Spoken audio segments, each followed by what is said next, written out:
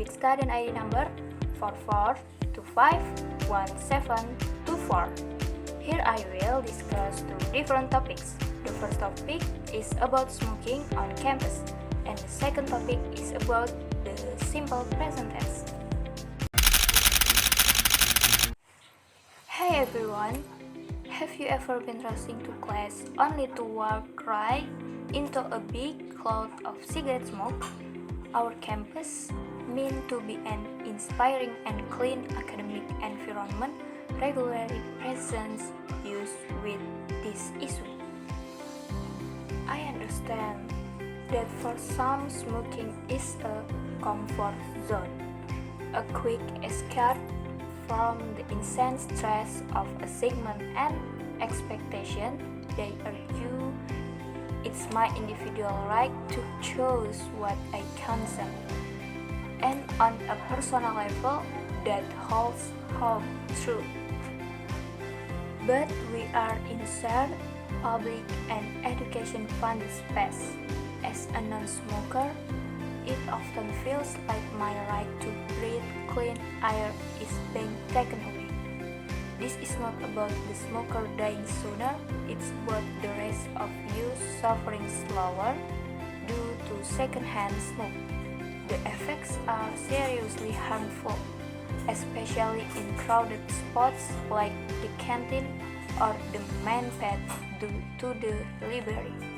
We are forced to inhale your life to first. We deserve a healthy environment, and prioritizing collective health in an educational setting should be non-negotiable. So, where is the fair solution? It can be a right total ban. The fairest approach is this: the establishment of serious, isolate, and educate smoking areas.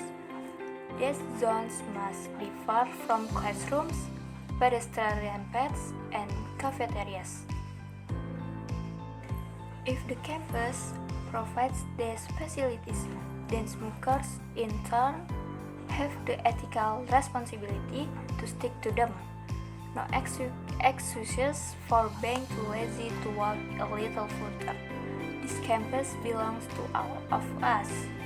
This is a matter of both lung health and environment quality. Those scattered cigarette butts are a visible blight on our academic image. So, to my smoker friends, I respect your choice, but please respect my right to breathe. And to the administration, enforce the smoke-free zones rules seriously and provide the isolate facilities needed for compliance. In your own experience, which right is violated more often on campus? The right to smoke or the right to breathe?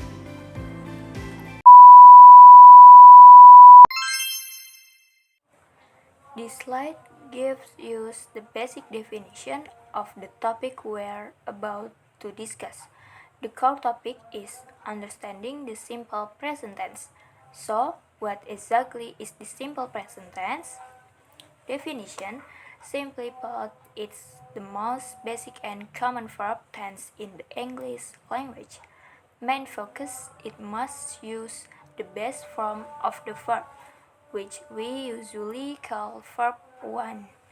The key thing to remember: don't get it wrong. This tense isn't just about what's happening right now, but rather it's used to talk about routines or habits, general facts, or time-lapse truths.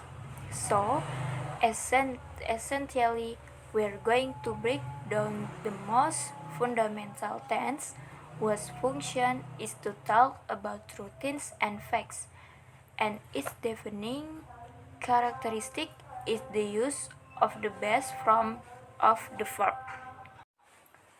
This slide breaks down the two main functions of the simple present tense. That's the most basic sentence structure in English. 1. Habitual action. or routine. Function 1. The GIS, we use the simple present tense to talk about things that we do often or that are a part of our daily routine. The explanation, this covers actions that are repeated regularly, maybe daily, weekly, or yearly. The example, it's simple. Look at the example. He brushes his teeth twice a day. That's clearly a regular everyday habit. 2. General truth. Function 2. The GIS, besides habits, the simple present tense is also used to state facts or universal truths. The explanation, this refers to truths that are scientifically, geographically, or universally acknowledged. Things that are generally accepted as true and unchangeable. The example, the example here is perfect. The earth revolves around the sun. This is an absolute scientific fact. So, just remember, the simple present tense is mainly used for to think, habits, or routine and facts, general truth. Okay, now let's move on to the next two functions of the simple present tense on this third slide. 3. Fixed schedules or program. Function 3. The GIS, we use the simple present tense to talk about schedules that are set in stone or officially organized, especially if they are happening in the near future. The explanation, this is typically used for things like public transport schedules, trends or plans, class or official events that have a fixed timetable, even though the action happens later. We use the simple present because the time is already finalized. The example, look at the example. The class starts at 9 a.m. The class might be tomorrow, but the starting time is certain. So we use the simple present. 4. Permanent states and feelings. Function 4. The GIS, this function is for describing a condition, possession, or feeling that is stable or not likely to change easily. The explanation, we often use dative verbs here. Essentially, it describes the lasting quality, characteristic, or current relatively permanent state of a person or thing. The example, we have two examples. 1. I feel happy. This a relatively stable feeling right now. 2. She is great leader. This describes a quality or permanent characteristic she possesses. So, to sum up, these two extra functions are for fixed schedules and for conditions or feelings that are relatively permanent. Okay, let's talk about the keywords or signal that often appear with the simple present tense. We call these time adverbs, and there are two main categories on this slide. 1. Adverbs of frequency. Type 1. The this word tells you how often something happens. Example words, look at the list. Always, usually, often, sometimes, rarely, and never. They tell you the degree of regularity. Typical position, this is the key rule. Their position is usually before the main verb. Example, I always drink tea. After the to be verb is are. Example, he is never late. To time expression type 2. These are phrases that specify when or how regularly an action happens. Example words like every day, every month, on free day, or once a week. These are multi-word phrases. Typical position. This one is easy to remember. They are generally placed at the end of the sentence.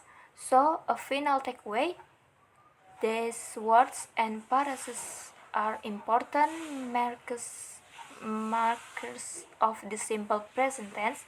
If you see words like always or the press every day, you can be pretty sure the sentence is using the simple present tense. Now we're moving into the basic formula for building positive simple present tense sentence. This is specifically for verbal sentence, meaning sentences that use an action verb like eat, drink, run. There are two patterns you need to be aware of. Pattern 1, subjects, I, you, we, they. The rule, subject plus verb 1 plus complement. The example, we play football every Sunday. The verb play stays in its simplest form. Pattern 2, subjects, he, she, it. Third person singular. The rule, subject plus verb 1 plus s or as plus complement. The example, she plays the piano well. Important note, basically if your subject is he, she, or it, don't forget to add s or as to the verb. This slide covers the mandatory rules when your subject is he, she, or it. Remember, if the subject is one of these, you must add s or is to the main verb. Here are the specific rules. Rule 1, general. For most verb, just add s. Example, read becomes reads. Walk becomes walks. Rule 2, ends in s, ss, sh, ch, x, o. If the verb ends with these letters, you must add s. Examples, watch becomes watches, go becomes goes. Rule 3, consonant plus y. If there is a consonant before y, change the y to I and add s. Examples, study becomes studies, cry becomes cries. Rule 4, vowel plus y. If there is a vowel before y, just leave it alone and add s. Examples, play becomes plays, buy becomes buys. After covering positive sentences, let's look at the formula for negative sentences in the simple present tense. The main idea is that we need the helping verbs do not or does not. There are two patterns. One pattern, subjects, I, you, we, they. The rule: subjects plus do not, don't, plus verb 1, verb 1, best from plus complement. Example, they do not like broccoli. 2. Pattern 2, subjects he, she, it. The rule: subject does not, doesn't, plus verb 1, best from plus complement. Example, he doesn't smoke. Crucial point: look at the K at the bottom. Once you use do or does, the main verb must return to its base from verb 1. So, even if the subject is he, the verb doesn't need the S anymore. After positive and negative, here is the formula for question sentences in the simple present tense. Just like the negative form, we need the helping verbs do or does, but we put them at the very beginning. Pattern 1. Subject I, you, we, they. The rule: do plus subject plus verb 1 plus complement. Example, do you live near here? Pattern 2. Subjects he, she, it. The rule: does plus subjects plus verb 1 plus complement. Example, does it rain often in December? Short answer: the replies also use do or does. Yes answer: yes, I do, or yes, she does. No answer: no, I don't, or no, she doesn't. This explains how to ask questions that require an informative answer, not just a simple yes or no. We use the why, how, words, and how for this. The guess: we put the why, how, words first, followed by the helping verb do or does, then the subjects and the base from verb 1. The rule: we have question plus do or does plus subject plus verb 1. Example 1. Where do you go after school? The answer must be a place, not yes or no. Example 2. What does your mother cook? The answer must be a type of food. Common words. The words we use are what, where, when, why, who, how. This slide covers nominal sentences. Simply put, a nominal sentence is one that has no action verb, nothing like eat, run, or read. Since there's no action, we need a special linking verb to be. Am, is, are.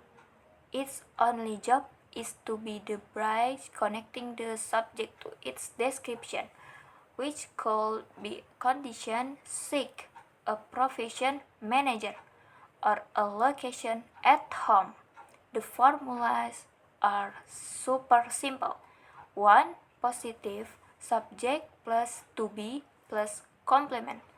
2. Negative, just add the word not right after the to be. 3. Question, swap the position, move to be to the very front. The main takeaway: if your sentence is just describing a status, condition, or location, you must use to be. This slide is all about distinguishing between the two main sentence types in English, the verbal gang and the nominal gang. 1. Verbal core. This type focuses on an action.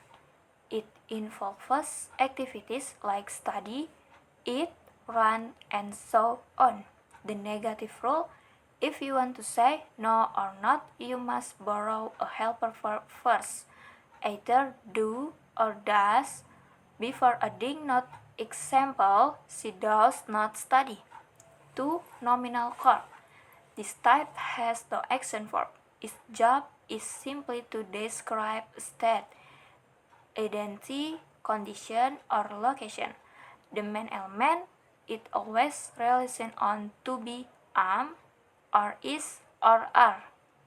The negative rule, this is the easiest one. No borrowing need, you just stick not directly after to be. Example, she is not intelligent. So, when you look at a sentence, just ask, is there an action, or is it describing a state? If it has an action, it's verbal, needs, do, or does for negative. If it's just a description, it's nominal, uses to be, and add not directly. This slide is all about how to give instruction or direction. This is super useful when telling someone how to do something like a cooking recipe, game rules, or travel direction. The main key here is using the imperative sentence form. 1. The pattern is simple. You start the sentence directly with the base form of the verb 1. The subject, you, is implied, so you don't need to say it. Recipe example, pour the milk into the bowl. You start straight with the verb pour. 2.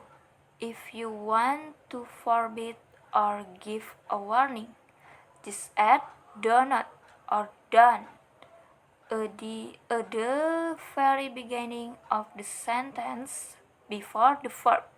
Warning example, do not touch the wet paint. So, just remember, if you want to order someone or give steps, start right with the verb. If you want to prohibit something, use don't. This slide focuses on stative verbs, which we can simply call state verbs. Here's the core idea. In English, there are verbs that don't describe a visible action. Instead, they describe a state, feeling, or thought.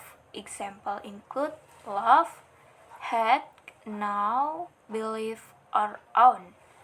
The one crucial rule is that state forms are rarely, if ever, used in the continuous form with ing. The correct example, we say I need your help. The incorrect example, you should not say I'm needing your help, even if the needs is right now. Need is a start verb, so it stays in the simple form. So, when you encounter a verb that describes a feeling or a thought, remember, do not use the ing form. This slide is essentially the how often scale. These are the words we use to explain the frequency, how often a habit or activity takes place. You can see the scale here, from most frequent down to never. 1. High frequency. We have always, usually, and often. Use this for things you do almost certainly or very regularly. 2. Mid frequency. We use sometimes and occasionally. These are for activities that are not routine or happen only now and then. 3. Low or zero frequency. We have rarely or seldom and never. Use these for things you almost never or absolutely never do. Example, They sometimes go out, or she is usually home early. The main point: use these adverbs to clearly communicate to others exactly how routine your actions are. This slide explains how we can add emphasis or stress to a positive sentence in the simple present tense. What is the purpose? We use this mainly when we want to firmly confirm something, like when someone doubts what we are saying, or when we want to state a positive fact very strongly. The method is super easy, just insert do or does. 1. Take a regular positive sentence, subject plus verb. 2. Write before the main verb, insert do. For I, you, we, they, or does. For he, she, it. Pattern: subjects plus do or does. Base verb 1 plus complement. Look at example. Someone say, you don't like my cooking. To emphasize that you do like it, you reply, I do like your cooking. Example 2. He does look familiar. This means he really looks familiar. The takeaway: insert do or does in a positive sentence to add strong emphasis. This slide serves as a practical application of everything we've covered. The main point is how to use the simple present naturally in daily conversation. One example 1. Habit or schedule. The question uses do. What time do you start work? The answer uses the simple base verb 1. I start work at 9. This is how we discuss routines or schedules. Example 2. Fact or nominal. The question uses is to be because it's asking for a fact or identity, not an action. Is your name Ben? Name Ben? The answer must also use is or is not. No, it is not. My name is Brian. This shows the use of nominal sentences. Example 3. Action Q&A. The questions use does because the subject is she. Does she speak Spanish? The answer uses doesn't, the negative helper, followed by the actual fact. No, she doesn't. She speaks French. This demonstrates using the do or does helper in verbal sentences. Conclusion: when speaking, always make sure you choose between do or does for action or to be for facts or status. This slide is the key to differentiating between simple sentences and sentences that use the ing form. The title is Simple Present versus Present Continuous. One sample present. Focus on habit or fact. Function: we use it to talk about routines, habits, or facts that are permanent. Example 1. He works here. This is him permanent fact. Example 2. I drink wet water. This is my general habit, not just right now. 2. Present continuous. Focus and current action. Function: we use it to talk about an action happening right this moment or temporarily not yet finished. The formula must be to be plus verb plus ing. Example 1. He is working right now. He is currently working is not permanent fact. Example 2. I'm drinking coffee. I am in the process of. Drinking coffee is a temporary action. The main takeaway: if you want to talk about routine or facts, use simple present. If you want to say something you are doing right now, use present continuous. This final slide is a practice round to quickly identify why we use the simple present in specific sentence. Question 1. The shop opens at 10. Toko buka jam 10. Function: this is a fixed schedule. It's not an action happening only now, but the permanent timetable of the shop. Question 2. We are happy where. Kami bahagia di sini. Function: this is a nominal state or condition. The K is the verb are, to be. It describes a status or condition, not an action. Question 3. It never snows in Jakarta. Tidak pernah turun salju di Jakarta. Function: this is a general truth or fact. It's a truth that applies universally and permanently. Question 4. My parents read the newspaper every morning. Orang tua saya membaca koran setiap pagi. Function: this is a habitual action. The press every morning indicates a repeat action or a routine. Conclusion: the simple present is used for schedules, facts or truths, and habits or routines. This slide is our final practice, sentence transformation. The only key is to first decide if the sentence is an action sentence verbal or a state sentence nominal.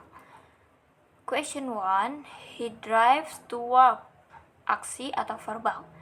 Identification. This sentence has an action verb drive, so it's belong to the verbal type. Negative verbal sentence must borrow does not before the verb, so he does not drive to work. Question: move does to the beginning, so does he drive to work? Question 2. They are ready, status atau nominal. Identification.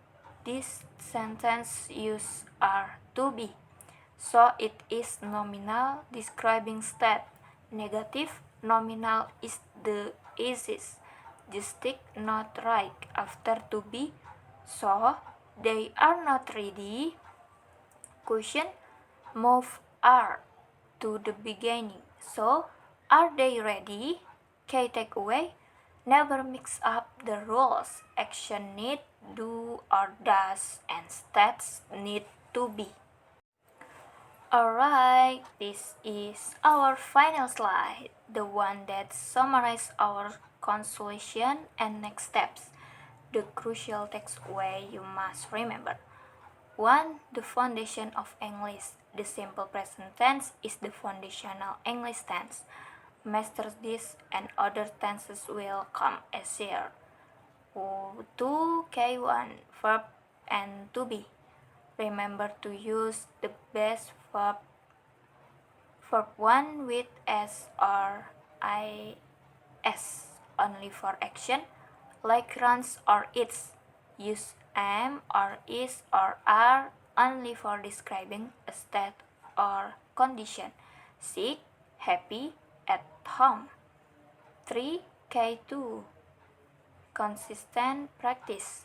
Success isn't just knowing the formulas, it's practicing consistently, especially applying the tricky S or IS rules and using do or does correctly. Your next step, right after this, put it into practice. Thank you very much.